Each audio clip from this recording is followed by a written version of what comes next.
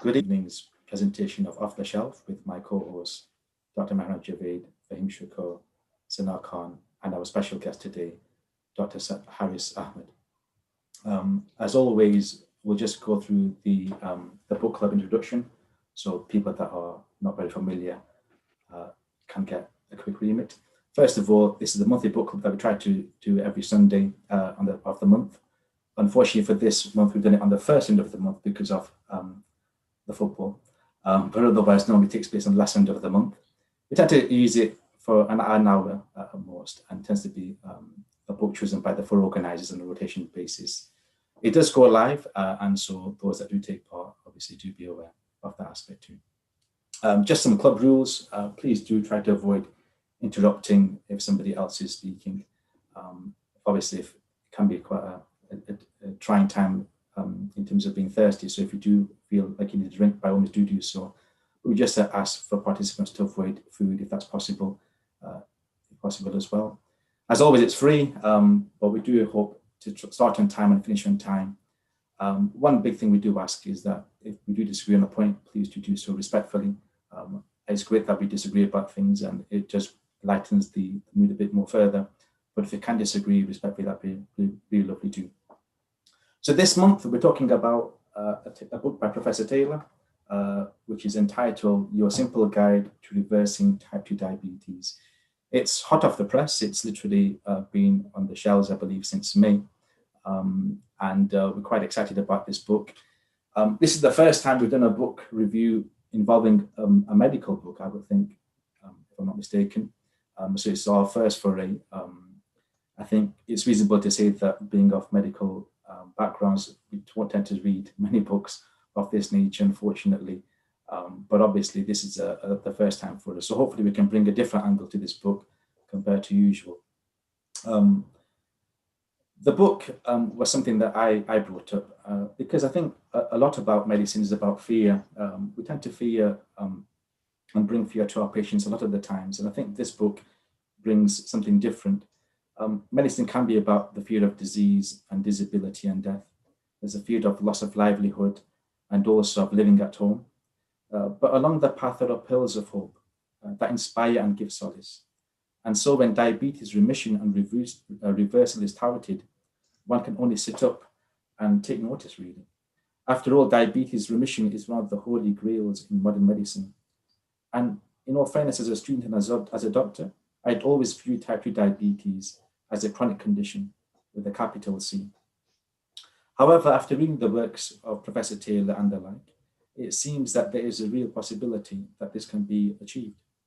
His book, entitled Your Simple Guide to Reversing Type 2 Diabetes, covers the basics of diabetes and explains how the condition arises. It explains in lay terms the cause of the condition. However, he doesn't shy away from discussing the condition in more detail, including some of the pathology involved. The easygoing Q&A sections in most of the chapters seem well suited for patients, friends, the curious, and if I may say so, healthcare professionals also. He tackles some misconceptions but keeps the idea broad enough to accommodate all. His only prescriptive advice seems to be around the 3 steps of low-calorie diet, a gradual increase, and then maintenance of the achieved weight loss. It does sound simple enough, but I guess therein lies one of the challenges of diabetes reversal. He highlights this simple idea and emphasizes it as a treatment in and of itself. And probably where the impact of this book lies is it actually in this idea itself. Reading the book sure makes one consider buying a soup blender, and that may well be a personal take-home message for me. That and possibly the need to avoid midlife dietary profligacy. Along with his previous achievements, which include diabetes retinal disease and its practical eradication in the young, this work firmly puts him in the pantheon of diabetologists. His altruistic efforts to raise money for Diabetes UK is to be lauded, and I think it would be fair to plug this book more for its virtuous reasons. The book itself is being sold on different websites across the country, but all proceeds from the sales of the book do go towards Diabetes UK. So I will plug it a bit more than we normally do. So we don't tend to do this for books. And we're not getting any remission for this either, just to clarify. But I think it's just a worthwhile course of support. So that's my introduction to the book. I think I'll start off with my colleague, Dr. Shakur, and just ask him what he thought about the book and his initial thoughts. Thanks, Zubair, for the introduction. I love this book, no doubt about it. One of the favorite books in the whole book club that we've had. Initially, I think the title is really quite addictive and an interesting, simple guide to reversing type 2 diabetes. I've never thought of it as a simple thing, and yet he does provide a simple 3-step plan to actually do that and hopefully work for the people who've actually done this.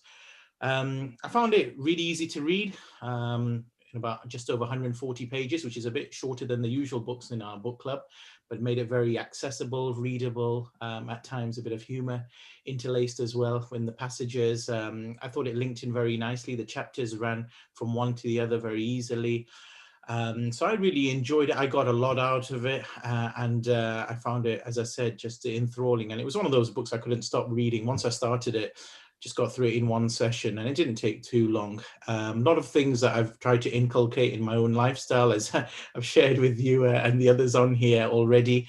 And just so many things, I'm sure we'll come on to it as well, but just certain things in how you actually look at food and knowing that you need to actually reduce your intake to manage this condition long term. But I think it's a real game changer for me in understanding that these sort of diets and the things that's promoted are safe, if done in the same in the actual within a framework, and really it just made me rethink my relationship with food. So, and I think that's more than you can ask for a book, is actually what does it leave you doing after you've read it. And it made me think and even think even more, and then actually put some changes in my life. So for me, I could say it's the beginning, hopefully, of a life-changing thing. Pleased to hear, Fahim. How about yourself, Sana?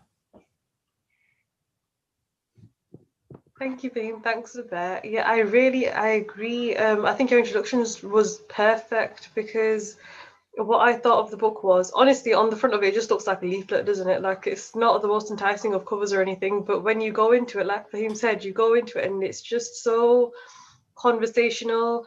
As a healthcare professional, I wouldn't have assumed that I was a target audience for something like this, because diabetes isn't my specialty. I don't know loads about it, but I learned so much. And it's one of those where every single chapter, even though they're quite small, you can start making life changes. Even if you don't do the 1, 2, 3 step program, you can still instill some sort of micro changes in your lifestyle. And it really does, Fahim's right, like it changes your relationship with food, exercise, and it makes you, it's a little bit more hopeful rather than some other sort of gimmick diet or fad diet. This is a real lifestyle change.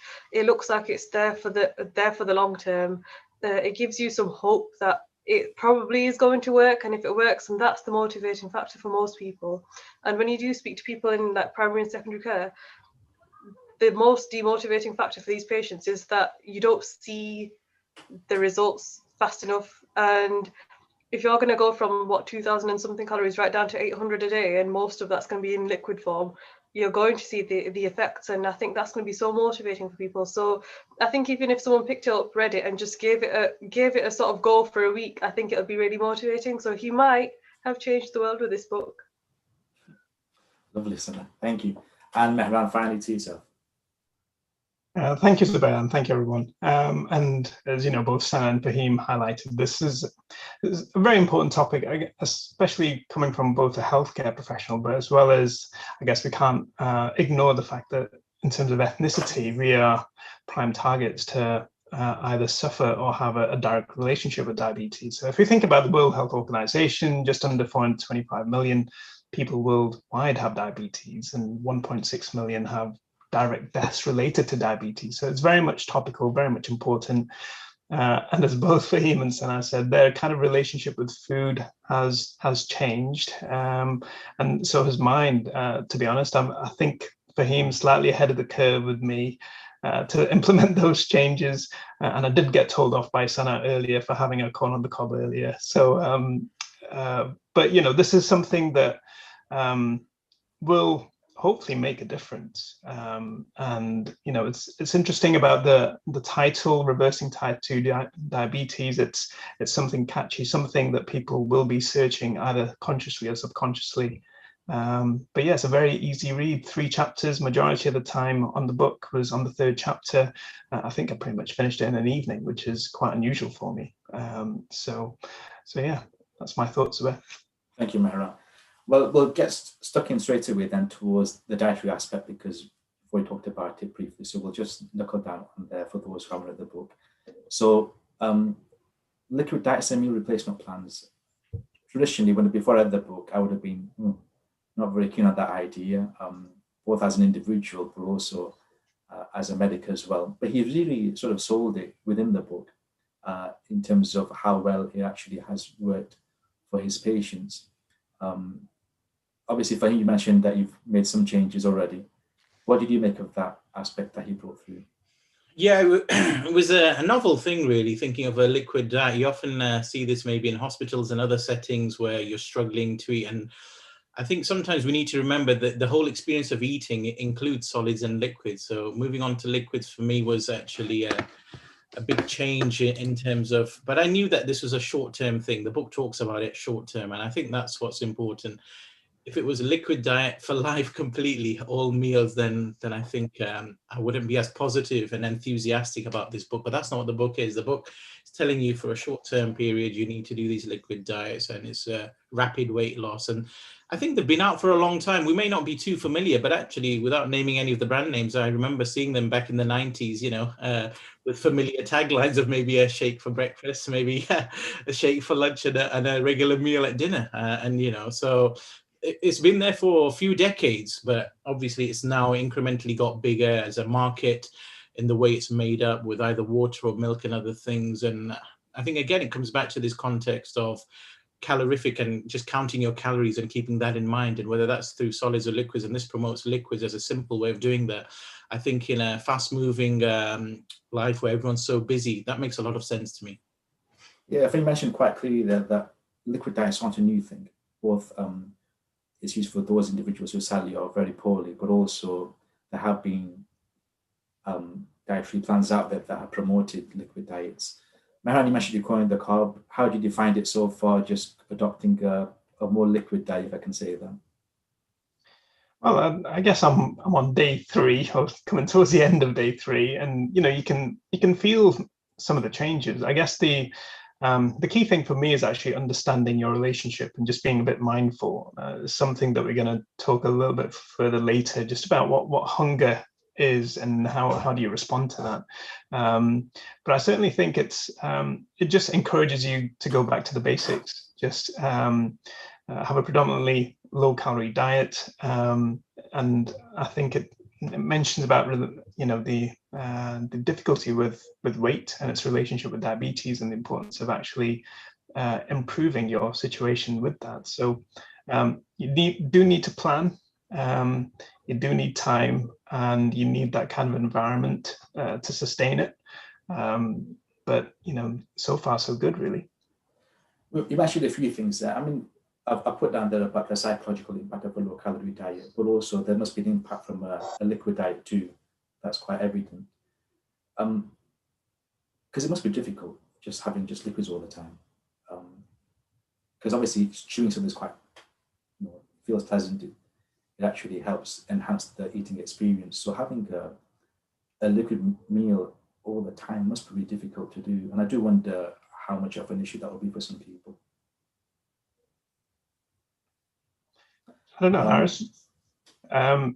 Maybe you have because I guess, from a psychiatry perspective, I see much less of it compared to you guys, Fahim and Zubair. But I guess, Haris, you probably see this a lot more in your clinic setting in terms of making sure they can sustain that kind of change. I don't know what your thoughts are on this.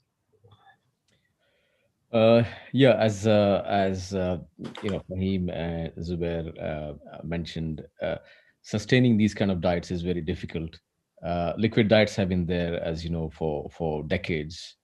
There's this Slim Fast, and if people actually attend Slimming World, a lot of such meal replacement options are suggested. It's actually the sustainability that is a problem. I know a lot of type 2 diabetes patients in our clinics. They have reversed their diabetes phenotype.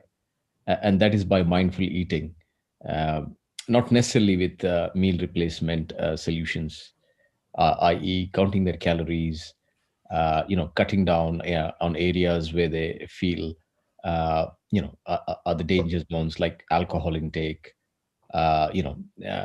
calorie-rich food intake, like cakes, chocolates, etc. So many of them have mindfully actually adjusted their diets to lose weight, and have done so successfully. Some of them have gone into type 2 remission. Some of them have been able to actually come off their diabetes drugs, and go back just on metformin, or just on diet alone. It's the sustainability that is the issue.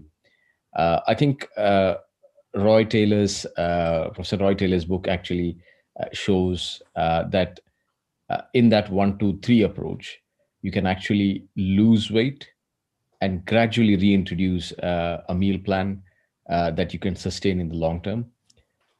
So I think what would really motivate here, if especially with regards to this 1, 2, 3 diet, is by showing the evidence to the patient and asking them to actually stick to the liquid meal plan for that period of time in order to lose weight.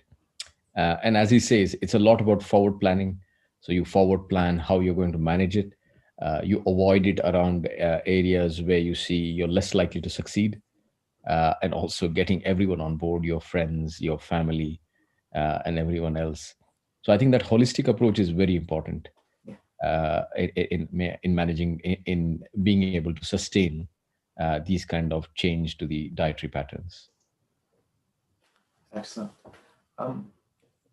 Because I think that's the issue, isn't it? Because part of the challenge we're facing is about introducing this issue to the patients and how to actually approach the subject.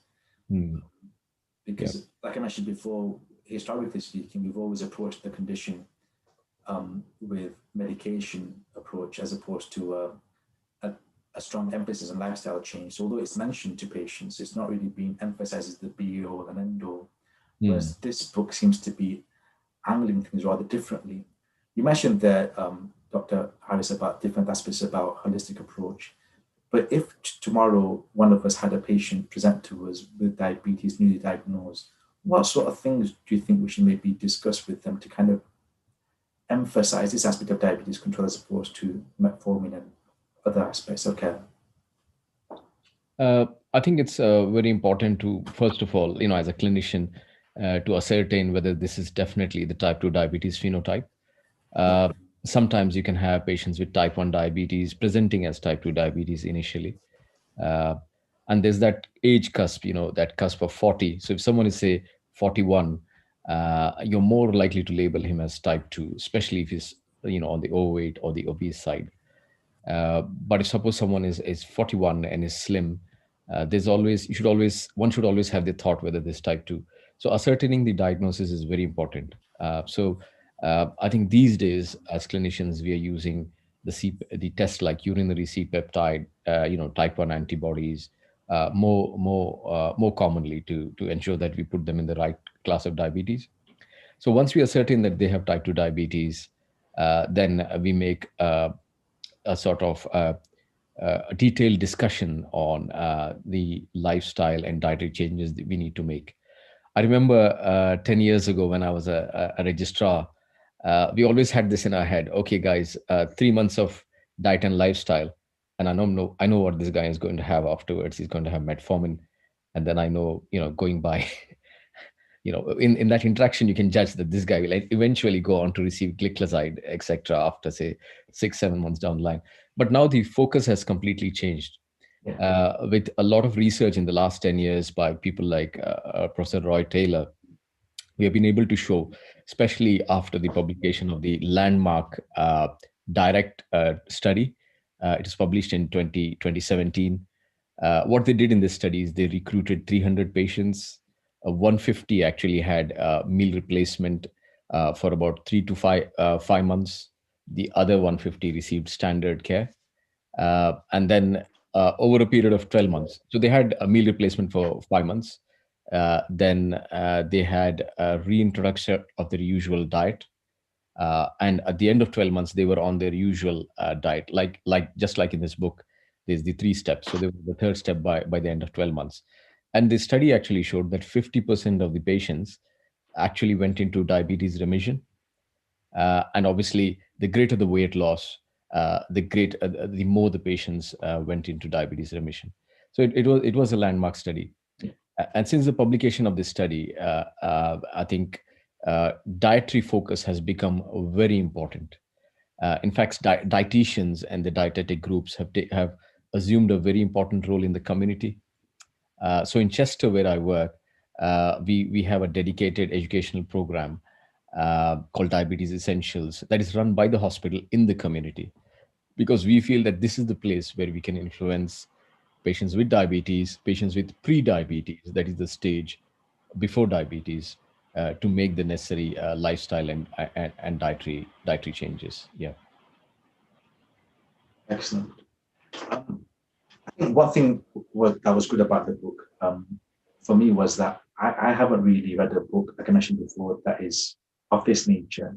Medical books I tend to read, which are more, full of data and full of medical wisdom, as opposed to a book such as this, which kind of is more for the laity. So I thought one thing that was good about the book was learning something new as a doctor, and actually I learned something new from this book itself. Did you yourselves, Fahim or Sanal Mehran, learn anything new from the book that you thought, actually, that was new for me, and I didn't appreciate that before I'd read the book? Yeah, lots, Zubair. This concept of the PFT, personal fat threshold, what that means, it's different for everyone. So it gives you that individual care, I guess. You can't just assume that just because you have a BMI of 19, you're not going to get type 2 diabetes. I think in one part of the book, he talks about 1 in 10 aren't overweight to have type 2 diabetes. And so it's basically bearing in mind, like Dr. Ahmed was saying about, is it a type 1 or type 2 that you're dealing with? So actually that was important. I think this, there were just so many things, the way he actually uses phrases. I liked looking at alcohol as liquid fat. I mean, Yeah.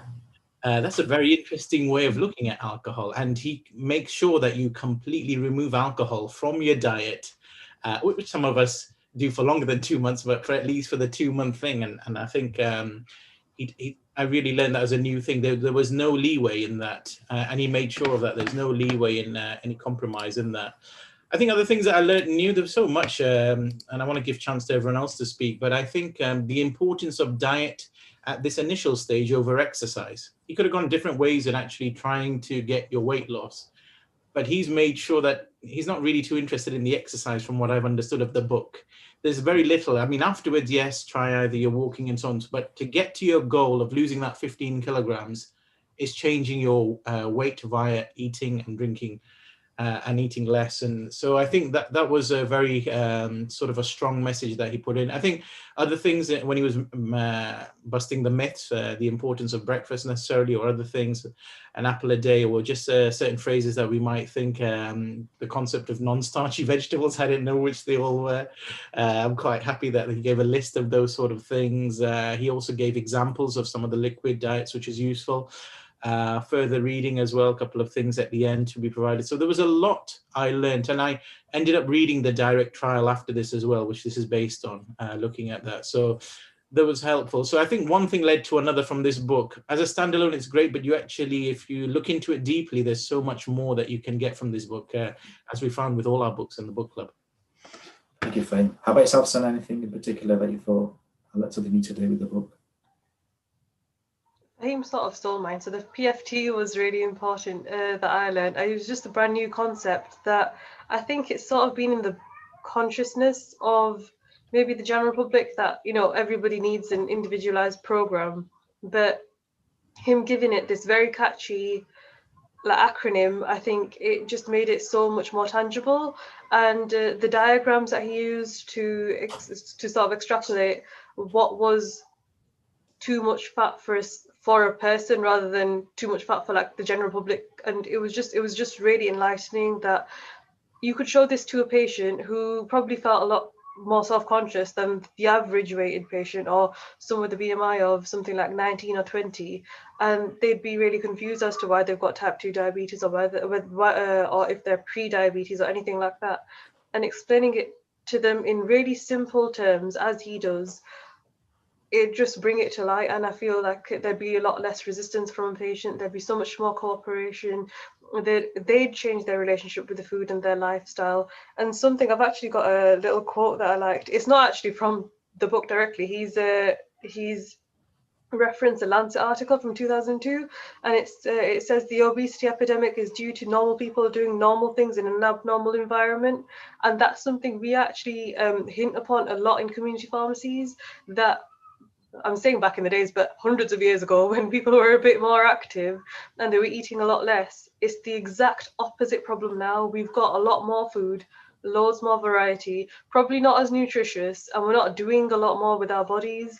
So we eat as if we're about to go to war, or we eat as if we're about to build buildings with our hands and tools, but we're actually just scrolling on our phones instead. So I think that was really important to understand, that maybe we should tone down our eating in response to the change in our environment, because we can't eat the same over the centuries, because our environment's changing. The environment that we're in right now is so drastically different from the environments prior to this one. I think there's not been an era like ours where people are a bit are so sedentary, and there's so much more going on sort of in the virtual realms, and there's not been an era like this where food is in complete abundance for most of the developed world. So that was something I learned, that just think about the food in relation to your actual lifestyle. We don't always, like, I can't eat the same as like an Olympian, so we have to just tailor it to our lifestyles.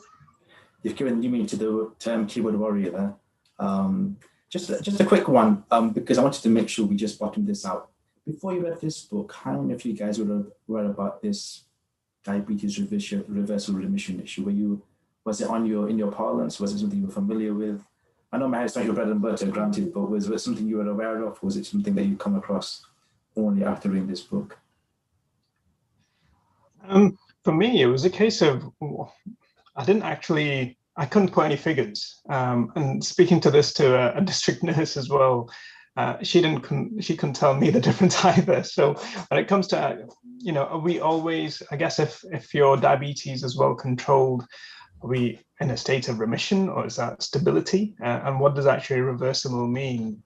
So there's various different definitions, which I think Haris may be more aware of, but I really struggled. I'm assuming for me, it feels as though if you come off medication, that seems a period of absolute change, and you have to sustain it for a period of time. But everyone's got a slightly different take on, glycated hemoglobin, which is kind of what you measure, gives an understanding of what your diabetes is like over the previous 3 months. So yeah, I don't know what your thoughts are, Haris, on this.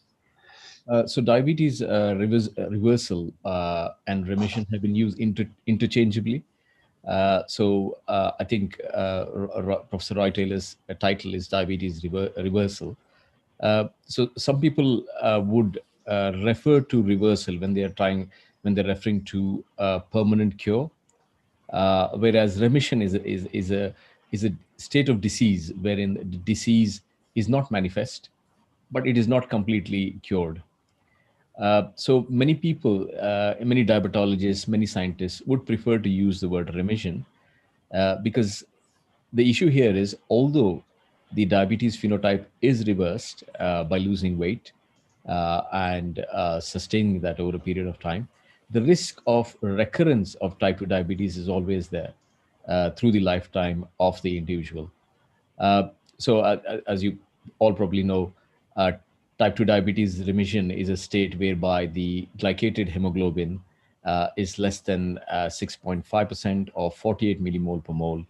And this is sustained over a period of at least 6 months. And this is off all medications. So it is possible. It is happening. A lot of people have gone into remission, but there are also a few people who have actually lost their, as they say, lost their eye off the ball, or taken their eye off the ball, and have actually gained weight and developed type 2 diabetes.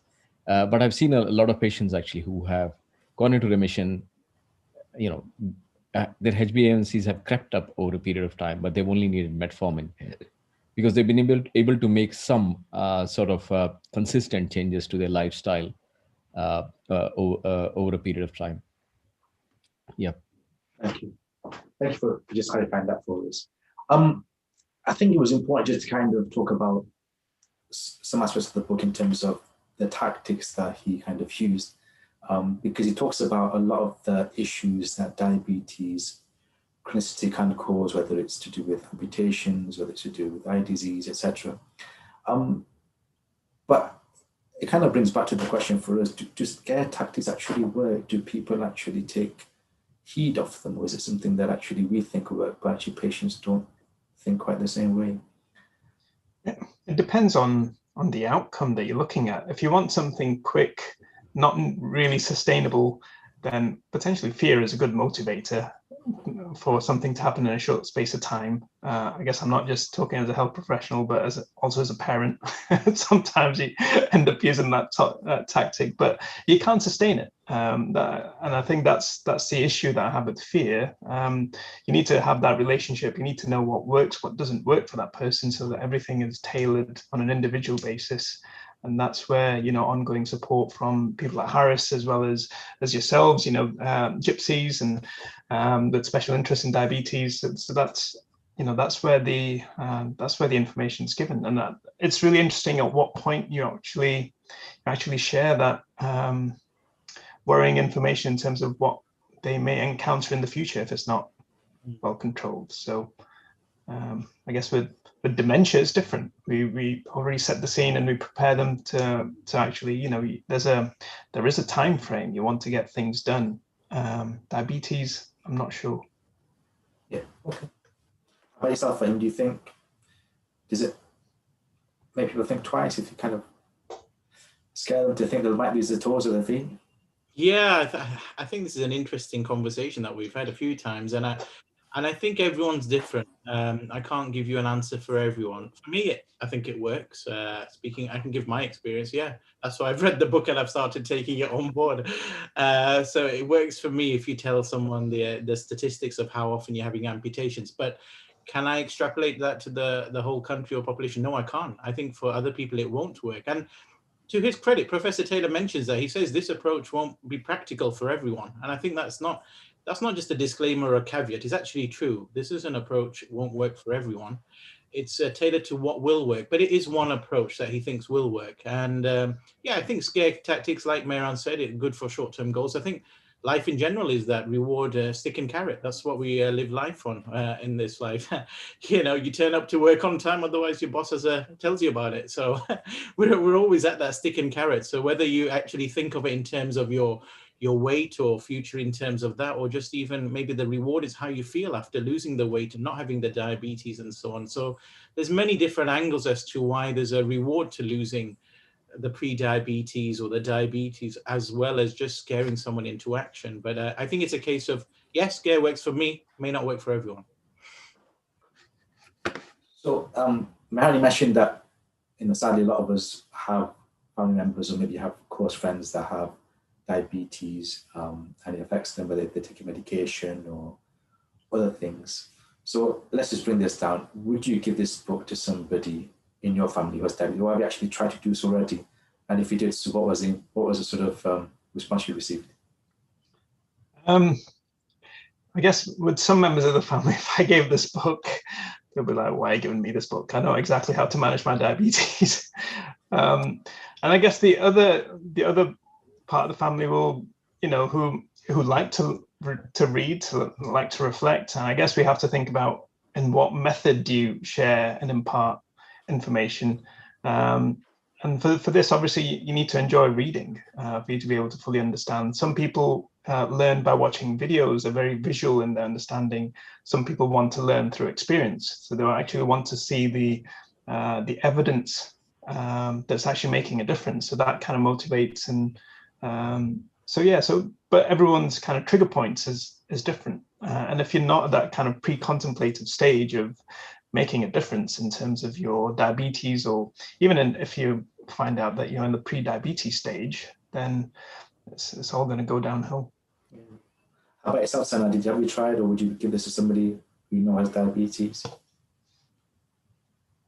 Like Mehran, I actually tried as well, but I think you're right, Mehran. Like it's a book at the end of the day. People won't even read Harry Potter anymore, so they're not going to read something that's medical based. I know a lot of the people I've actually suggested it to, they've actually expressed the idea that, oh, it's going to be too techie for me, and it doesn't matter how much I assure them that it's absolutely fine. It's not my area of expertise either, but I grasped it, I loved it, I'm going to do this, you can do it with me. But I just think maybe it's the stigma that is being presented to them by a healthcare professional. Might have to ask someone who's not in any sort of medical field to try and sort of advertise it to someone else. But I think maybe it's that. But I know we think it's a short book as well, but 100 pages on something that someone probably doesn't know a lot about. Also, I know the scare tactic sort of relates to this as well. The number of people, or rather the population that is diagnosed with type 2 diabetes versus the people you know who have actually had an amputation, I think that the proportion of it, although it's a small portion and that's a good thing for us, it doesn't really encourage behavior change. So the fact that there are people who might have, people end up on dialysis, people have loads more comorbidities, they might lose their sight, they might have to have loads of different amputations, loads of different surgeries. I mean, I'm a surgical pharmacist. I see people coming through the door, they have to have extra like sliding scale insulins whilst they're in the operating theatre. They might need to be in ICU or ERU before going back to the ward. There's a lot of complications then, but the general population won't really go into surgery. They might just be on metformin for a few years, or they might just be on glycoside for a few years. It might not even bother them. So I think it's just that sort of, maybe it's a destigmatization of the disease. That's a bad thing. Maybe sometimes stigma is a good thing. And I think maybe if it was something like how to prevent some very common cancer, maybe people would be a bit more excited to read that. But I think it's just that diabetes has become so common that it's been a sort of catch-22 in the population. I don't know what you think. For Fahim, I think from your end, have you tried it, or would you give it to somebody with diabetes? Yeah, I've tried it with anyone I can find, really. Family members who I'm not going to name as well. I'll give you the reaction. They were interested, but they said, not really want to read this. Can you tell me what the book says? So that's what I was told. And so basically I summarized it, and they were happy to get for me to impart the knowledge of the book in that way. And I hope I did that. But yeah, I think actually this giving the book to people, it's about what are you hoping to get out of it? Do you want to just feel good about yourself, or who are you doing it for?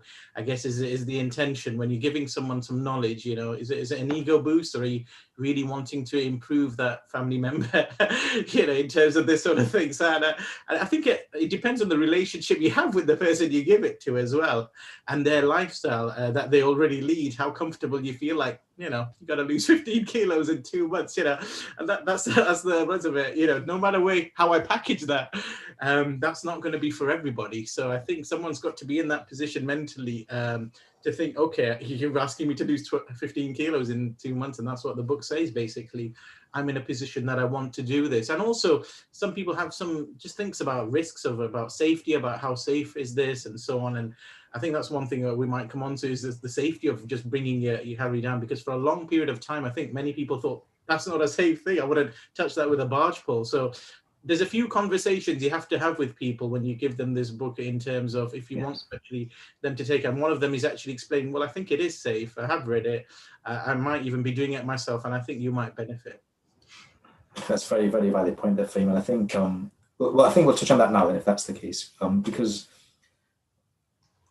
is it safe? Because for me, if we're being very, very, very crude, you'd probably argue that this is basically a crash diet plus gradual introduction of foods, then maintenance, and then going back to normal. That's not really what it is, but I'm just saying, if you're being very, very, very crude, you could probably argue that was what's happening here. But we've never promoted those sort of things. I know there's a huge plethora of diets out there that encourage gradual reduction of calorie intake, but we don't have to view a sudden drop in calorie intake as something that we normally promote. And I think his mention of using multivitamins probably there in the book probably alludes towards that issue, that actually there's an appreciation that maybe by using this dietary approach, you may not get what you fully need to sustain a healthy lifestyle. And I think also the fact that it's only for 2 months probably again reflects that aspect, that this is something they should be doing long term. I mean, we might talk about this later, but obviously there's concerns about, healthy body image and bulimia and etc. and anorexia, and whether that's been promoted with the book. But I think we'll leave that for later if that's possible this time. But is it safe? And do you guys, when you read the book, do you think actually, I don't feel comfortable doing it myself, or would I feel comfortable promoting it to a patient, or do I think maybe actually this is the way forward? Any particular thoughts there? Can I come in on this one? Yeah, sure, go. Yeah, I mean, I totally appreciate the viewpoints and the experiences that Fahim and Mehran have shared. I think some people who have had diabetes for such a long time, they've giving them some book to read, 80 pages. They may think, oh, it's probably not worth it. It's probably one of those books that tells you to fast and lose weight. I think personally, I feel it's very important to introduce these concepts to patients about fat in the liver, fat in the pancreas, through an educational means in dietetic sessions.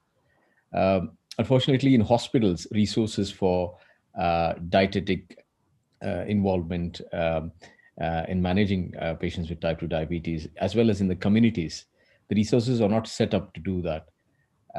If you can actually set up these resources, give patients this information, give the patients the dietetic support in the initial stages of the diabetes, then I think a lot can actually be achieved. Another thing I would find, in terms of practically imparting this knowledge and information from this book to our Asian patients, is by having translations of this book. I know it's a big endeavor actually doing that, but translations of these books, which are essentially in English, say in Urdu, in Punjabi, and sharing it with our Asian patients, it will bring a lot of change, because if you can say in Punjabi and Urdu about the concept of fat in your liver, fat in your pancreas, explain what the pancreas is, because I think many of our, I keep saying Asian because it's quite prevalent in our population, as you know. But yeah, if you can explain these concepts very nicely to them at the initial stages, embed this knowledge, or even later on, it will really help. I think it's getting this knowledge across that is very important. I think about reading a book, I think, yeah, one has to be really motivated to go through 80 pages of a book after having had diabetes for like 10 to 15 years. But that's how I see it. I see it in patients. Yeah. That's a very good point. I think one thing I learned with the COVID pandemic was that, and Mehan mentioned this, obviously, that the visual format was much more popular, I felt, than the written format. So there was a plethora of videos out there that really people could watch, spend a minute, 2 minutes watching, whether they had much merit in terms of their veracity was another matter, but people would listen to them and actually be happy to take them on board and spread them more. And I think maybe that's the question, I think, for me, that is a book as a medium promoting health a good idea or not really. And I think for me, it depends on who you are. I think if you're the seasoned reader, or you're the individual who has a lot to lose from diabetes because you've got a lot going on, I think you probably feel as though you want to consume as much information as you can do to prevent the issue being taking hold. I think it'd be fair for me to say that a lot of the patients that I've seen with diabetes do try things. It's not as though they don't want to kind of get better control. It's just the case that what we offer them isn't really what they want. They don't want injectable therapies or long-term medication with quote-unquote side effects or total effects, as Professor Taylor mentions. I think there's something about the therapies that are being offered, how well they work. But I do wonder, is a therapy of low diet or low-calorie diet rather an acceptable therapy for them? And I hesitate to say that they probably agree to it. But I think for me, I think that the language issue is a problem, obviously, for Asian patients, because obviously it's in English, and quite clearly that doesn't really help some of them. But obviously, I think there's also the issue around the whole presentation as a medium. I hesitate to promote a book to a lot of my patients, really, because I don't think they'll read it. And I think also they probably feel as though, as Fahim mentioned, that how can I actually imbibe this? Is it really practical for me? I've got a job to go to. I'm working, and I need to eat properly. I don't have to go to use a blender 3 times a day, for example, that sort of thing. So I think there's something about, the reality of what we face on the ground in Lancashire compared to maybe some other parts of the country. If it was a video, though, do you think it worked? If this was a video, if it was a video entitled "Simple Guide to Reversing Diabetes," it was, I don't know, 2 minutes long or 3 minutes long, do you think it would work?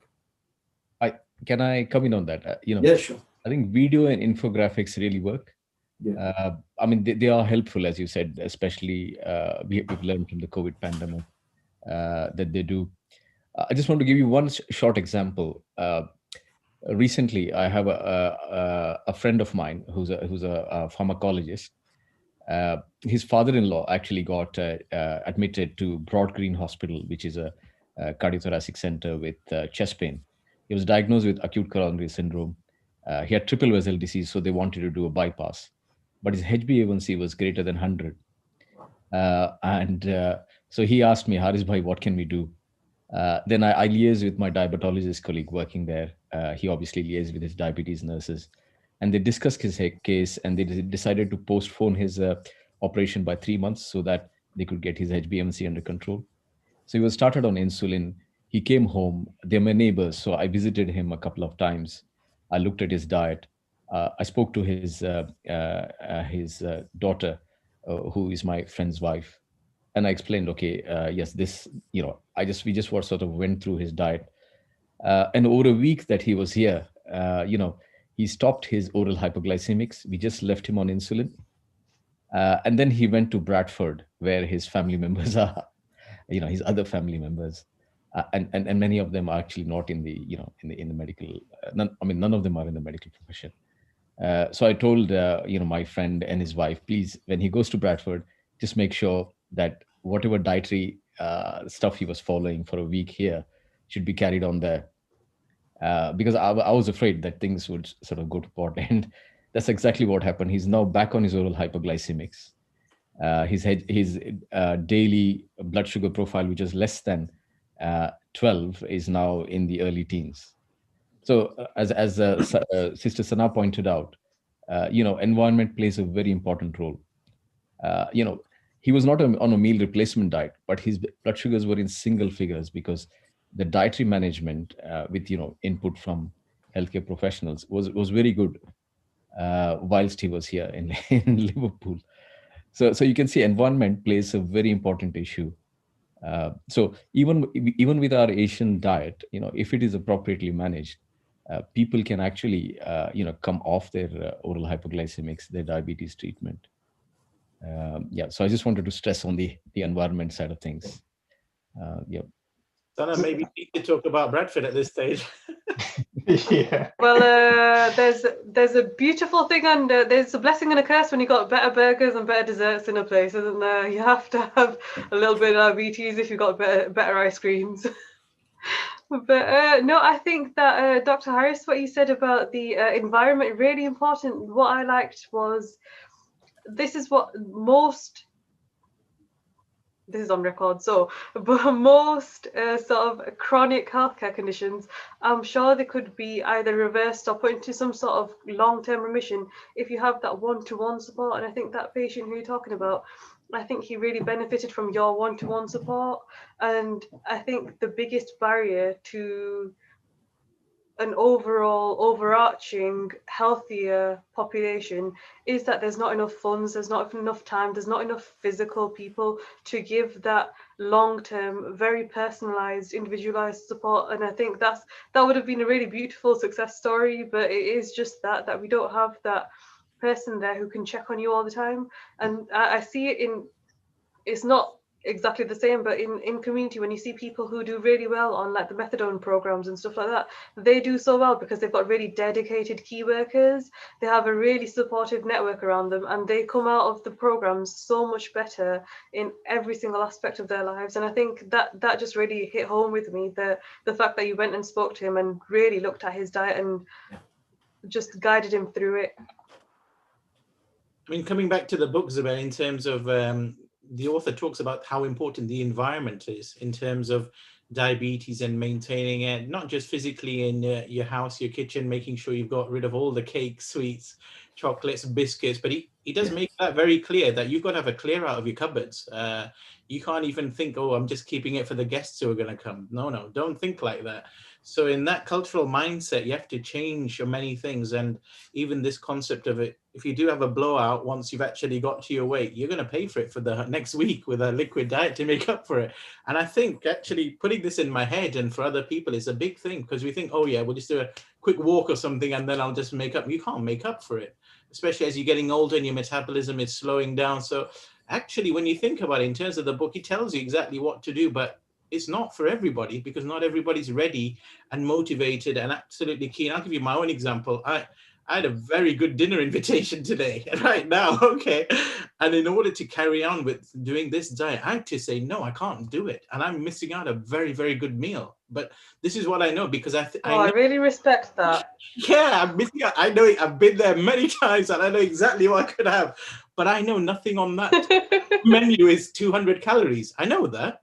Nothing is going to be even close to 200 calories. So there's no way I can fit that in. So basically, the trick is working out. You can't be eating out and doing this thing either.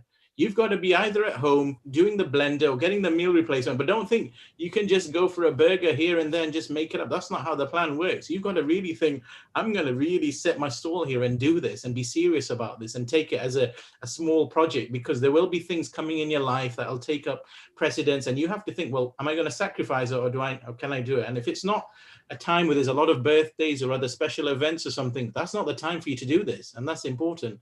And I think they make that clear with these sort of things. Find 2 months in your life when you're clear and you can do these things, so you don't feel bad when you're doing it, because you need that family and other people's support to manage it. And he mentions it in the direct study. The ones who came out is because they needed to come off the thing, is because they weren't getting the support and other things. So I think there's a lot to it, and I really enjoy reading the study that goes behind the book, because it made me explain the safety issue that we just discussed as well. And there was no one who died from doing this in his trial. Okay, yeah. So I think that's always useful to know. Even one death would have made me a bit skeptical, but there's no deaths. And even out of the other ones, there's only 2 people. One had biliary colic and one had abdominal pain. And then mainly it's constipation, which he deals with in the book. You either increase your non-starchy vegetables or you get a laxative. He makes it quite clear. So I'm happy with the safety of it. But like I said, you need a lot of willpower in addition to actually family support and friend support. You need to tell people you're doing this. Otherwise, they'll keep drawing you in as well in terms of, let's go for that meal or do this or that. But surely there has to be a point where you need to be able to do both. You know what I mean? If you do get invited, and for him, I know you're going to get invited again next weekend and the following weekend, and you just can't, your head can't be in the sand. Maybe the answer is just eat before you meet. Maybe that should be a hashtag. So I think that's a really good hashtag. But yeah, I think, you know, the difficulty is you're right, because it's so demanding, and you have to meet a certain level of expectations in terms of dietary intake. But I know you can't sit there and enjoy, you know, whether it's about burgers or kebabs or any other kind of delicacy you're used to. And so yeah, it's difficult, but there has to be a point where you try to marry. And 2 months, I think 2 months is too long. I think you have to try to integrate a bit sooner. But yeah. 2 months is too long, fair enough. But for him, quite inspirational, that. I'm very impressed, actually. You don't know how good this food was, Zubair. I tell you. I'm impressed, because I know that's very much against the grain. I think there's something about that I want to kind of quickly bring upon, and I'm conscious of time, so I'll try and be quick with it. Firstly was, we always talk about things like racism and there's other ills in society, but there's something about sizeism, isn't there? And I think it's important to kind of mention that sometimes, I mean, with the professor's mention of personal fat threshold and that sort of thing, we do have patients who sadly have diabetes, but who look as though they're not carrying much weight, but maybe they're carrying the wrong kind of fat for them, or too much of the wrong fat for them. But there's also the stigma that, you know, if you've got somebody with diabetes and sadly they're maybe carrying a few more pounds than maybe they should be doing so for their BMI, there's a bit of stigma there. And I think there's something about making sure that we acknowledge that aspect and just make sure that individuals that maybe have challenges with their obesity don't sort of get blamed for their condition, because I think that's really important. Obviously, there are lots of people who suffer with obesity who don't have diabetes, but there's also some who sadly do have the condition as a result of that problem. Obviously, has an impact on social media, because obviously if they flag it up, then you know, there can be nasty comments on social media. So I think it's important just to kind of give a quick mention of that. The last thing really was, this is the first book I've read that has a disclaimer in it, because obviously there's a disclaimer about health and the impact. So just a quick word, are health books safe for the public, or books like of this description, are they the right thing for the public, or actually should it be the case that they should have a tailor-made health package from different health professionals? Any particular thoughts on that aspect? I think if you look at the title itself, Zubair, they haven't been able to reverse it. I guess the key word is may help reverse type 2 diabetes. It's still an ongoing trial. We have to remember that. But they're getting really good outcomes. People are doing better. And, you know, long may that continue. So they're still putting out updates, et cetera. But I think this gives you another kind of perspective and opportunity to understand diabetes, give you an alternative way that perhaps it may fit with how you want to approach this. But, you know, as you said, this is our first kind of direct medical related book. And with all the caveats, he's kind of covered himself as well as the expectations of whoever's reading it. So I thought in that sense, it was pretty good. And you guys want to comment? I thought, yeah, I mean, like I said, if you read the study with it, then for me, then I felt happier to actually promote this, knowing the study design and reading actually the outcomes so far.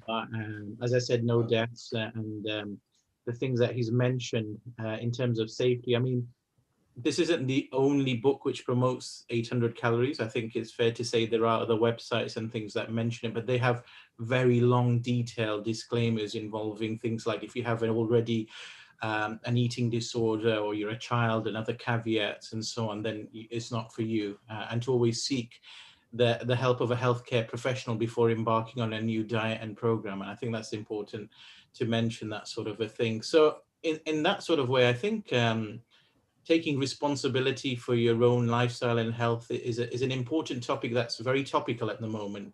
If we relate it to the time we're in, COVID pandemic, in July 19th, I gather face masks may not be obligatory in places, and it's your personal decision whether you actually wear one or not. So if you actually extrapolate that to here, well, it's up to you whether you do this diet or something else or not, or you want to stay on medication, or you have something else that might help you. And it's a case of finding that balance between what the state can do in terms of government things, pressure or ideas, what the health service can do in terms of either ideology, dogma, advice, treatment, support, what you can do and your family environment, everything in conjunction with the food manufacturers and so on.